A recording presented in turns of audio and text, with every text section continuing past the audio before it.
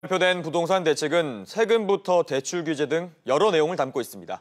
일부는 오늘부터 당장 적용됐고 일부는 법을 바꿔야 적용이 가능해서 향후 입법 과정에서 변수도 남아 있는데요. 이 내용 최서우 기자와 정리해 보겠습니다. 최 기자. 네. 자, 당장 오늘부터 적용된 부동산 대책 어떤 게 있나요? 대출 규제가 대표적입니다. 앞서 리포트에서 보셨다시피 그래서 은행 창구에 이렇게 문의가 쇄도를 했고요. 예. 임대주택을 에 대한 세제 혜택을 줬던 것도 오늘부터 곧바로 이 혜택을 축소하기로 했는데, 그러니까 다주택자가 오늘 이후에 서울이나 세종시 같은 조정 대상 지역에서 집을 사서 임대 등록해도 그동안에 받던 세제 혜택은 이제 받지 못하게 됩니다. 네, 대책 내용 가운데 가장 눈길을 끄는 부분이 종부세였는데 이건 법을 바꿔야 이제 가능한 건데 적용이 네. 어떤 변수가 좀 있습니까?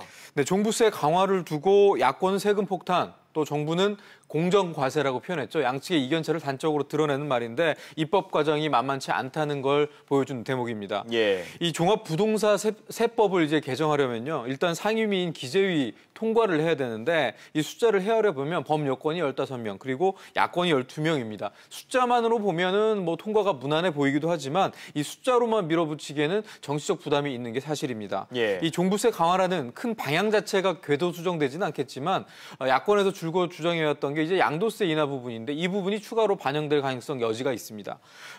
정부 역시 다주택자가 집을 팔 수 있게 퇴로를 열어줘야 된다는 부분에는 일정 부분 공감하고 있기 때문에 이 양도세 인하 가능성이 향후 입법 과정에서 지켜봐야 될 변수로 꼽혀집니다. 네, 거기에다가 이제 관심은 일주일 뒤에 발표될 공급 대책에 모아지고 있지 않습니까? 네.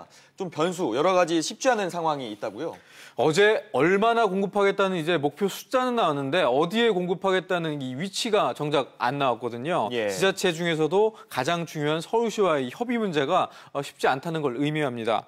이 공급 확대라는 목표는 정부와 서울시 같은데 이 공급을 어떻게 확대할 거냐, 이 방법론에서 견해차가 있는 겁니다. 네, 구체적으로 생각이 어떻게 다루고 있는 걸까요? 정부가 어제 예고한 공급 대책을 살펴보면 크게 두 갈래거든요. 그린벨트 풀어서 신규 공공택지에 주택 공급하겠다는 게 정부가 생각하는 큰 축의 공급 카드입니다. 예. 그런데 이 정작 수요가 몰리는 건 도심인데 이 수도권 외곽에 지으면 이걸로 집값이 해결되겠냐라는 얘기가 계속 나오고 있거든요. 그래서 정부가 이 도심 내의 상업지구의 주거 비율도 올리고 또 준주거 지역의 용적률도 올려줘서 이 주택을 도심 내에도 좀 공급하겠다라는 내용을 좀 덧붙였거든요. 예. 이 방식이 근데 박원순 서울시장이 선호하는 방식입니다.